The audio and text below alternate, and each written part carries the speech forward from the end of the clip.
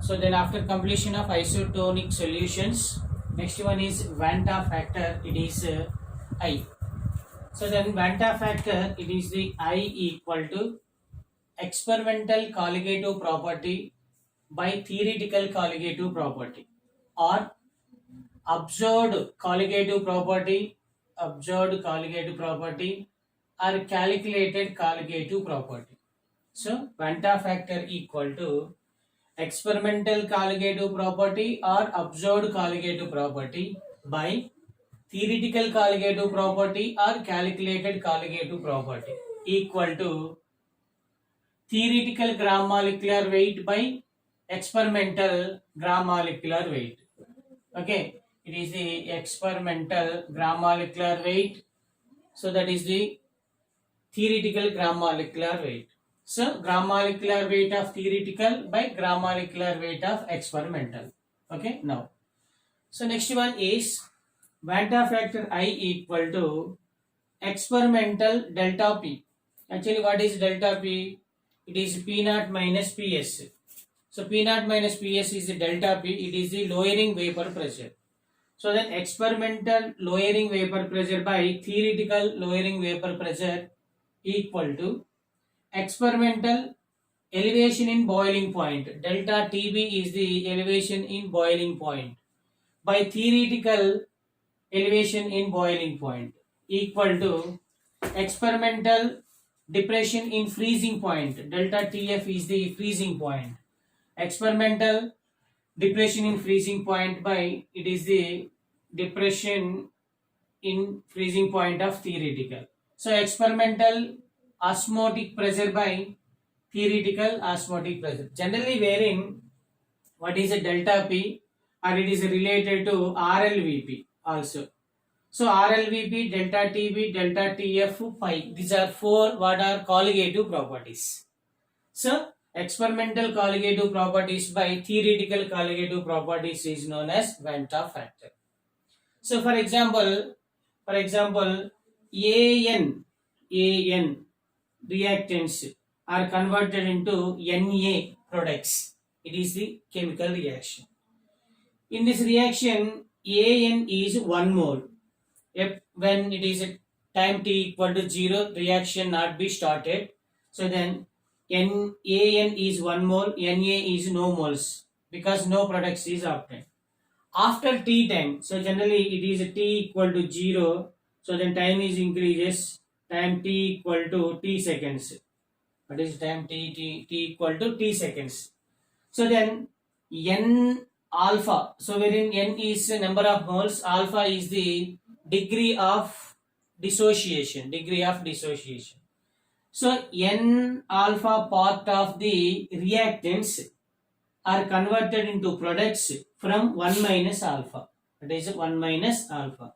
Now 1 minus alpha is the concentration of reactants, n alpha is the concentration of products. So now total moles of particles after dissociation, not before dissociation, after dissociation. So total moles of particles Nt, total number of particles equal to 1 minus alpha plus n alpha. 1 minus alpha and n alpha. Initially it is the final. So 1 minus alpha plus n alpha. So now, so then it is the total moles of particle after dissociation. Okay, next one. Generally Vanta factor equal to E experimental colligative property. What is EXP, experimental colligative property, by it is the theoretical colligative property. It means experimental colligative property equal to total number of particles after dissociation. What is it is the after dissociation. Theoretical colligative property equal to total number of particles, it is the before dissociation. Before dissociation, it is the after dissociation. So experimental values are after dissociation, theoretical values are before dissociation. So now Vanta factor I equal to what is 1 minus alpha into 1 minus n. 1 minus alpha into 1 minus 1 by how many moles before dissociation? 1 mole. So then I equal to what is then equal to I minus 1 equal to minus of alpha into 1 minus n. So then I minus 1 equal to alpha into n minus 1. So then alpha equal to I minus 1 by n minus 1. So now wherein alpha is the degree of dissociation. What is alpha? Is the degree of dissociation. So it is the information about Van 't Hoff factors. So now after completion of Van 't Hoff factor, then significance of Van 't Hoff factor. What is significance of Van 't Hoff factor? So now significance of Van 't Hoff factor if what is if Van 't Hoff factor equal to 1. Van 't Hoff factor equal to 1 value. So it means solute neither nor dissociate. What is solute neither nor dissociate? It means it is non-electrolyte. So then solute is belong to non-electrolyte. What is solute is considered as what is non-electrolyte. So best example of non-electrolyte is urea, glucose, sucrose, fructose, cellulose. These are all the non-electrolytes. So if I equal to 1, solute neither dissociate nor associate. Neither nor dissociate, not associate. So neither nor dissociate. So solute is belong to non-volatile solute like urea, sucrose, glucose, fructose, etc. If I is greater than 1, what is if I is greater than 1, then solute is dissociate. If I is greater than, solute is dissociate. When it is possible, for example, acetic acid, it is dissolved in, soluble in water. So then it is converted into ions.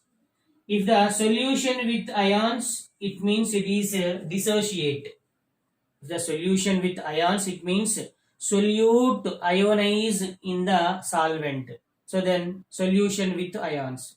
For example, acetic acid in water. So acetic acid ionize into acetate ion CH3COO minus plus H plus. If I is less than 1, then solute is associate. What is solute? Is associate. So now best example is acetic acid CH3COOH plus C2H5OH. It is the ethyl alcohol. These two are associate in the solution. These are two associate in the solution. These are the significance of Van 't Hoff factor. I equal to 1, solute neither nor dissociate. I is greater than 1, solute is dissociate. Best example, acetic acid in water.